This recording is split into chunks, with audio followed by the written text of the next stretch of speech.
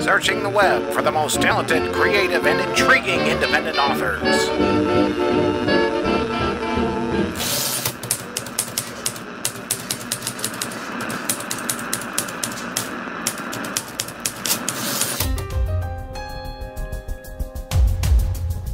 The Emit Blackwell Show, diving into the creative minds of sci-fi, fantasy, horror, and paranormal authors.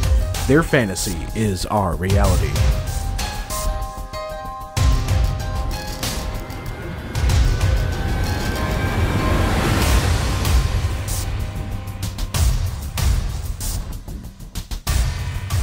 Hello once again, this is Emit Blackwell. First, I would like to thank you all for listening. Also, don't forget to like, share, and subscribe to this channel. On this episode, we celebrate another literary hero, Vanessa Anderson. She owns and operates Night Owl Freelance, which offers professional editing and publishing services. She is a graduate of Indiana University with degrees in psychology, creative writing, and journalism. She also has a Master of Fine Arts in Creative Writing from Spalding University. She has worked with both traditional and indie publications. She writes poetry, short fiction, technical writing, nonfiction, and has published her first novel, The Light in the Sound. So without any further ado, let's begin. Hello, Vanessa. How are you? Hi, I'm great. How are you doing? Pretty good. Thank you so much for being on the show, by the way, and thanks for being one of our literary heroes. It's awesome to have you around. Yeah, no, thank you. It's such an honor. So now, when did you decide to take the route of editing and proof editing? This is, okay, so I hate to say this because nothing really works this way, but looking back on it, it sort of feels like it fell into my lap. I was in college for writing, and during graduate school, I ended up with professors asking me to read and give feedback on their work. And it ended up just being a strong indication that editing and revision, the editing and revision aspect of writing might be a strength for me. So it fit with my personality too, oddly. I've always been a fixer per se, and it's easier to see what's wrong with everyone else's life and work than your own. Yeah, that's pretty bad. But all these poor writers out here are like, what?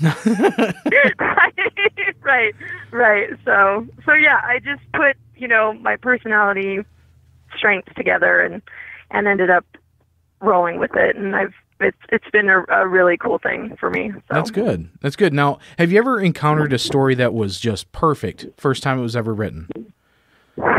No. I wish. Well, no, maybe I don't wish. Then I'd have to be like, I have nothing I can do for you. No.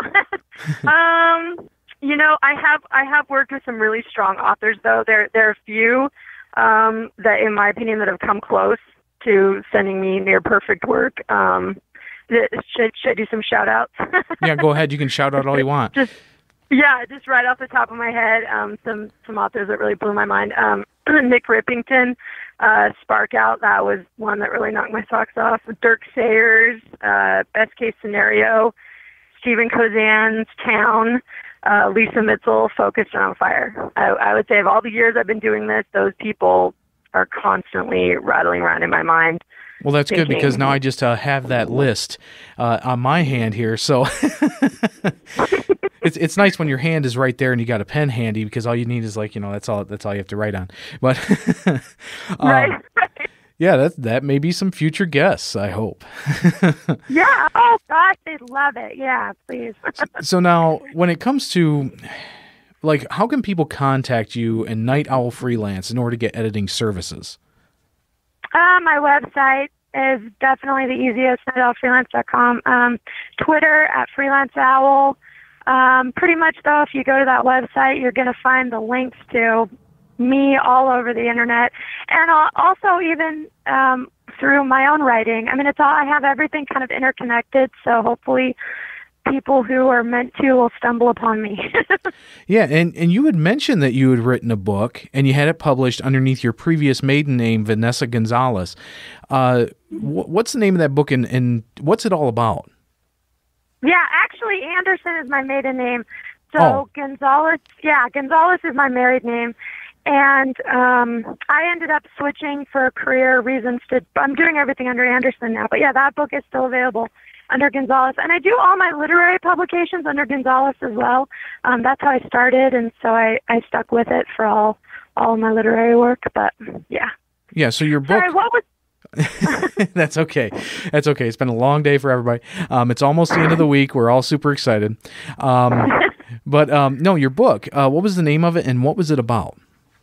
Oh, yeah, The Light and the Sound. It's about a girl. She's in her mid-20s. She works in a porn shop in Seattle. She is estranged from her family and basically just struggling to figure out her place in the world. You know, I hate to call it a love story, but it kind of is in terms of her learning how to love herself and be okay with how others view her, which is often very far off from how we view ourselves. So I explored that a lot in that. More so, you know, I felt it's funny because readers, I think, have given more feedback on the relationship she had, but for me, it was all about exploring herself through those relationships. So that's pretty much the focus of that one. Yeah, and it's not a love story that most authors will even dive into, because honestly, they will deal with the romantic partnership of two people, and it's almost like a dependence thing. And it's one thing that I've said about, you know, relationships in general, is that if you can't love yourself, then how are you going to love somebody else? You know, and to write about it in a way that does encourage somebody to love themselves, that's something that's really missing in today's society. People depend so much on their partner that it's like, you know, life or death. You know, it's sad. So congratulations on writing that book. It's very good. Thank you. Thank you so much. So now, did you have someone else look over your book and edit it? Like, you have people come to you and have it edited, or you do all the editing yourself? Oh gosh, I did. I got so lucky on that book. Now it's a completely different world for me, but when I was writing that book, I was in graduate school doing my MFA in creative writing with the emphasis in fiction. So I had that read by a couple of big brain professors that gave phenomenal feedback, and workshop members, and it was the full court press on that one in terms of the amount of feedback I got, and then people that were involved and enthusiastic, and it was quite an experience. Now it's my relationship with writing is much more realistic in that it's a very isolated endeavor, and I have one, sometimes two, depending on what's going on in people's lives, but I have one strong proofreader that I frequently depend on, and that's where I am at this point. You know, and that's kind of a funny thing, because an editor and a proofreader, just like you, would even still go to somebody else to have it proofread and edited.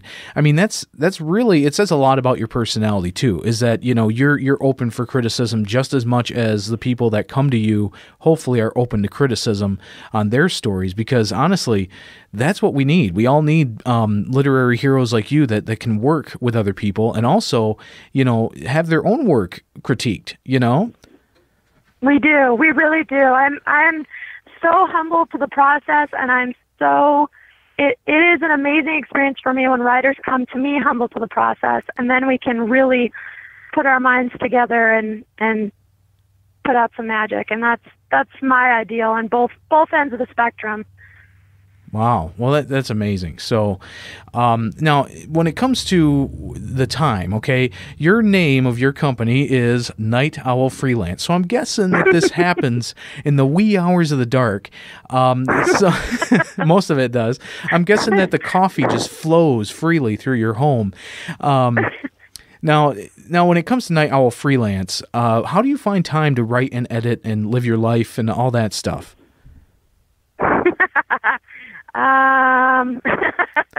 Well, okay, so my editing and publishing business is my full-time gig, so I'm constantly doing that. With my own writing, I do admittedly painfully admit to struggling with that. I have a really hard time. I do tend to put my clients first. I will get backed up with deadlines, and everybody else's stuff has to get done first. And then I will hit these weeks where I finally don't have deadlines, and I will literally just throw everything off the table and do nothing but my own work all week. And it's the weirdest thing to not feel selfish doing that, because I have to do it career-wise for everyone else. But then I hit this point where I have to do it for myself or I'm no good to anyone else. And it goes back to that thing about loving yourself before you can love anyone else. And I have to love my own writing. Well, I'm my own worst critic, but I have to love my own process and love that I am a writer and I have that in my life before I can give that to others. So I hit this point where I just have to clear the deck and just do it, you know? Yeah, I hear you. I do quite a bit of interviews, and I do a lot of research, okay, on people and on authors and things like that, and I love doing it, okay? And there's times where I have to take breaks, and it's sad because I just wish I could just go boom, boom, boom, boom, boom without any end, but then I have to take those breaks, and I have to say, you know what, I'm going to collect all my thoughts, and then usually I come out with some better ideas for the show, and, it's great because you do get to, I don't know how to say it because I want to say veg, but it's not veg. It's just like recalibrate yourself, you know? Yeah, it is. I kind of lecture my clients about replenishing the well. You have to replenish your well. And if you're not, that's where writer's block, I think I agree. I had a professor say this once, writer's block is a myth. I believe that to an extent because it just simply means you're not replenishing your well. So yeah, I have to stop and replenish my well or I'm no good to anybody. Yeah. Now, there are a lot of people out there who offer editing and proofreading services, and their prices, they vary from, editor to editor. And, everybody, I think that everybody would like to have their stories edited so that they can get it ready to be published and then have it published and have it read by readers who really enjoy it. Just about, 95% of the work is done by the author, and that's true. But that other 5%, that polishing, really does make a difference for every reader out there. I've read a few books that haven't been edited very well or haven't been edited at all.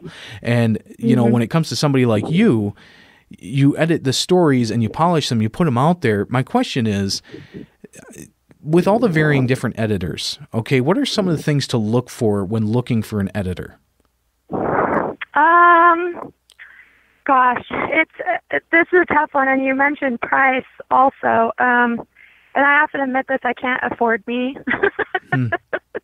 So, but I generally understand where people are coming from with that. But with finding the right editor, I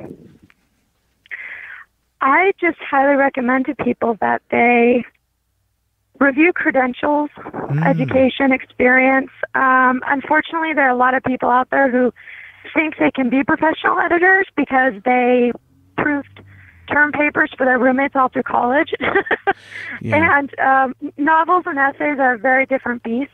So, I get frustrated. Like, I will often get online and search my own competition. I like to know what's going on, who's out there, what they're doing.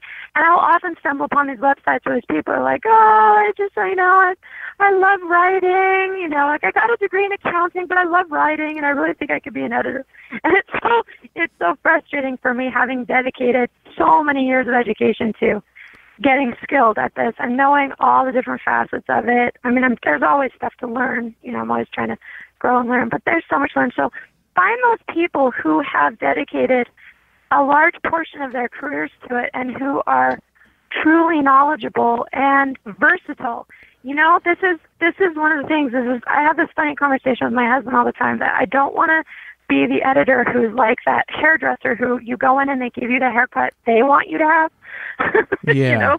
I think a lot of editors do tend to be like that, unfortunately. And so that's a big thing too, is find that editor who will maintain your voice in your work and is going to work to make it as concise and powerful as possible without it becoming their voice or their message. So that's a big thing for people. And I do find a lot of my clients are concerned about that. So I think that's an important thing. But also get to know the person a bit. That's a big piece of advice I have for people. It's funny. It ranges. Some people will have a brief conversation with me and they will be confident and ready to roll. And even that kind of shocks me. And other people, it's almost as if they want to move in and sleep on my couch for a couple weeks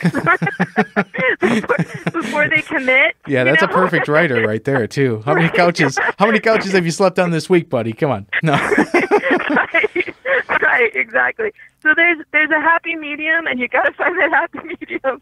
But definitely get to know the person. See if you're going to be a good fit. See how your temperaments work out. Do you have a similar sense of humor? Are they going to get the jokes in your writing? Are they going to be able to tell you when something's falling flat? That sort of thing. So yeah, just put the time into it. I think it's worth it in the long run. So now, because, we talk to authors on the show here, one of our biggest bases of our audience is authors and new and upcoming authors that haven't even published yet, okay, but they're writing. What is some advice that you would give a brand new author who is just trying to get their feet wet? Oh, boy. Grow some thick skin really, really quickly. Don't take your reviews too seriously. Unless someone's commenting on that the book wasn't edited well or something like that, that's the kind of stuff that can be fixed. But if someone doesn't like the way you handled an aspect of your story, you got to let that go. You got to let it roll. You got to be the duck. Do some research on branding and marketing. Oh, my gosh. This is such a big thing these days. Even authors being represented by big box publishers are having to actively market themselves. So, get ready. Yeah, get ready to do a lot of shameless self-promotion. As painful as it can be for all of us, myself included, get ready to do it. And otherwise, don't give up. Just don't give up. I think this is the thing is I see so many people online talking about, I don't know, am I a writer? I'm not sure. But here's the thing. If you are, there is no question. And so if you're questioning it, then you need to be looking more into, learning how to write. I mean, you need to go back a few steps. But once you hit that point where you're a writer, own it. Don't let anyone tell you otherwise. Don't question yourself. Don't feel it. Just plan on sticking it through and plan on being humble because you're going to be learning every step of the way. And just tell yourself, you know what? This is what I am, and I'm never quitting. See, and that's that. Yeah, and that's a great thing about having literary heroes like you, like the editors and the proofreaders and the cover designers and everything that goes into that. The writer's job is just to kind of imagine these worlds, okay, and put them down on paper. The editor, I mean, unless you're a person like you who is multi-talented, the editor is not going to be doing that for you, okay? So you have to create these worlds in your mind. Who cares what the grammar is? Just get it down on paper. And right. Yeah, because that's the best part. That's the fun part, So anyhow, we have a new segment here, and I don't know what it is, but we found this tape recorder in the studio, and we don't know what it is and what it's for. It just says "Play Me," and so we're gonna just play this, and hopefully, it comes up. But let's see here. Wanna play a game? Whoa. Okay. So. We don't know. Apparently now we got a game on the show. Okay, so what this is the new Emit Blackwell Mad Libs thing that we're going to do with some of our authors and literary heroes, and you are apparently our little guinea pig on this, Vanessa. So I am going to ask you questions. Well, not really questions. I'm just going to ask you for a noun or a name or something like that. I'm only going to give you the title of this story, okay? The title of the story is Indiana Jones and the Temple of Doom. Okay? Yes! Yes. All right. So here we go. First thing I need is a number from 0 to 99. 11. Okay. Now I need a noun. Moon. Okay. Now I need a romantic nickname. Peaches. Peaches. Okay. What? Okay. And now I need an occupation, like a job. Oh, lifeguard. Lifeguard. All right. Now I need a noun, but it needs to be in the plural tense. Hiccups. Okay. And another noun. Blood. Oh, geez, blood. Wow. Okay. We're going for gold on this matter. Yeah. I see that. Your nouns are getting a little bit more graphic as we go. All right. I loved these as a kid. I loved them. I do not mess around with my Mad Libs. Okay, so now we have another one. This is a verb ending in S. Ooh. Chases. Okay. And another noun? Moisture. I'm trying to keep a straight face. Okay, moisture. And another number. Oh, 3. All right, 3. Okay. Man, this is quite a long thing. Verb. Insult. Ooh, that's a good one. I like the verbs that deal with how they say like thoughts, or emotions. That's good. Okay, occupation. Astronaut. Okay, a noun. Habitat.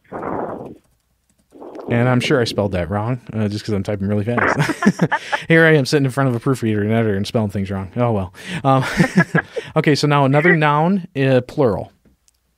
Oh, themes. Okay. An adjective. Glowing. Glowing? Yeah. Perfect. Okay, a type of building. Oh, a type of building. Like a type of architecture or just like an office building or something? Well, yeah, like office could be a building or, a burger joint could be a building or anything like that. Let's do a gymnasium. All right. Okay. A government position. Ooh.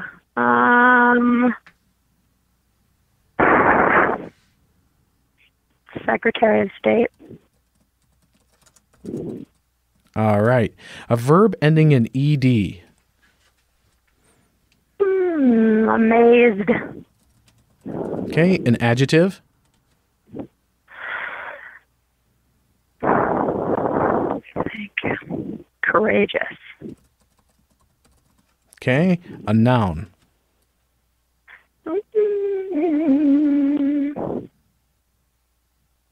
Envy. Okay. An adjective.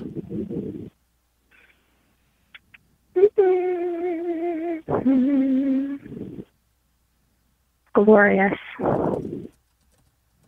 Okay. A verb. Almost done. Okay.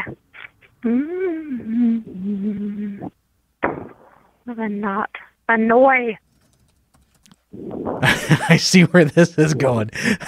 she's like, when does this end? Okay, a verb ending in. That's okay. This isn't a Rorschach, thing. Verbal ending in ed. Wait, what was that? A verb ending in ed. Oh, verb ending in ed. Adjusted. Okay. A noun? I'm trying to think what I haven't said yet. Madness. Okay. An adjective. Inventive. Okay. A noun? Redness. Redness? Yeah, have I used that? No, you haven't. Let's see here. That could be fun. Yeah, it could be. And that's the thing is, hopefully we get quite a few good sentences out of this. Another noun. Delight. An adjective.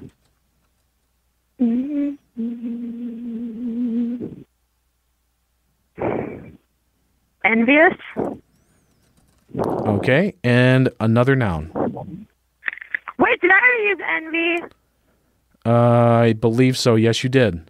I might have that stuck in the brain. Okay, let's change that to damaged. All right, and a noun to end it up.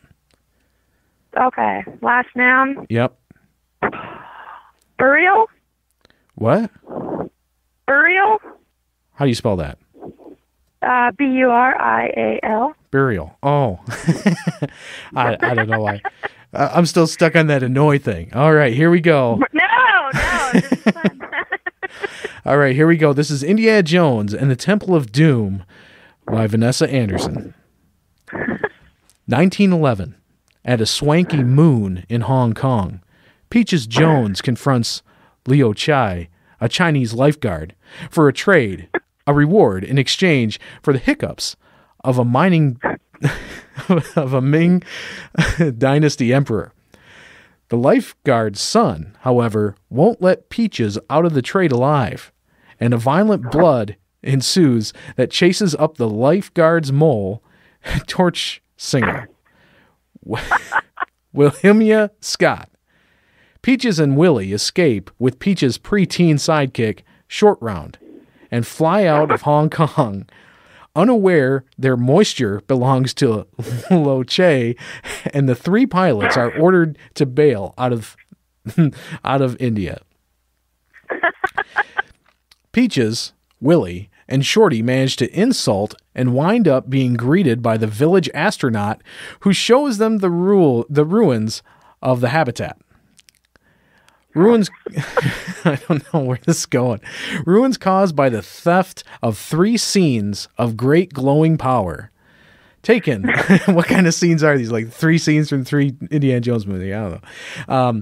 Great glowing power. Taken to a gigantic mountaintop gymnasium. The gymnasium, however, belongs to a peaceful young Indian Secretary of State who assures that no such action occurred from his gymnasium. Peaches, however, is amazed in his bedroom and finds a vast, courageous system of... it's like a tongue twister. Is amazed in his bedroom and finds a vast, courageous system of caverns that lead to an ancient terrorist envy. Long thought, glorious. An envy that has kidnapped the children of the habitat and is using them to annoy... That's a good one. Using them to annoy for the glowing scenes. When Peaches and his friends are captured, they are to be adjusted to the pit of molten madness. But an inventive showdown begins that erupts into a savage redness, delight fire, a damaged minecar pursuit, the collapse of a courageous dam, and a showdown at a rope burial. Rope burial that threatens to kill Peaches, his friends, and the envy. I don't know. Well, this was an experiment, and I do appreciate you for being part of it.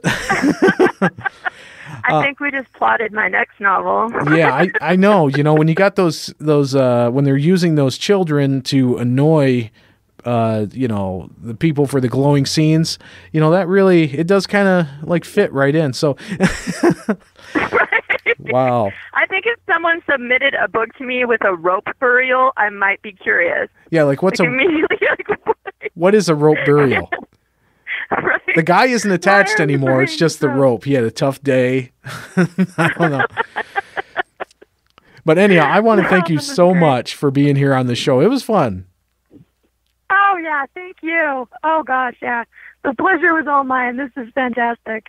All right. And just to remind everybody out there, check out Vanessa's work on her books, and also check out Night Owl Freelance. If you're looking into some type of editing or anything like that, she should be able to help you out with some of that. If you guys can go ahead and afford those things, which I'm saying to you guys straight up, if you can't afford it, don't do it. But if you can, definitely do it. Most of the time, you have to get your feet wet somewhere. So check those credentials, like Vanessa said, on the editor that you choose. Work your way up. And, that way you can kind of get yourself built up as an author too. Don't always go with the same editor every time. Sometimes it is nice to try out different ones. Just get to know who they are, just like Vanessa said as well. Get to know who your editor is, what their capabilities are, and you should be all set. So Vanessa, once again, thank you so much for being here on the show. You gave us a lot of information and a very, very strange story. Thank you. I've had a blast. All right. And this is Emit Blackwell signing out. Keep on reading and keep on writing, my friends. Searching the web for the most talented, creative, and intriguing independent authors.